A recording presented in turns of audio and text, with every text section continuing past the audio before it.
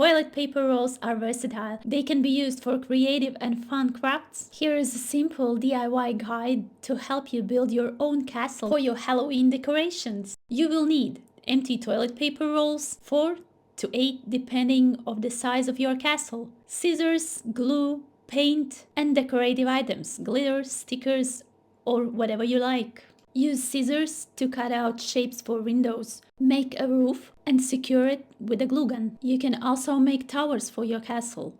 Simply use rolls as they are or stack 2 rolls together. For taller towers, you can let your imagination run wild. Have fun with colors. Your castle doesn't have to be traditional. You can add final touches or personal elements to make it unique. Once everything is secure, paint your castle in your desired colors. You can do a stone effect by using gray or brown paint, or get creative with bright colors. I will use black because this will be a spooky castle. And don't forget to paint your hands. When the paint is dry, you can glue everything together. Use markers, stickers, or glitter to add decoration to your castle.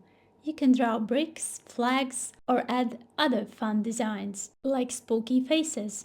Use additional materials like small stones or paper tombstones to create a graveyard around the castle.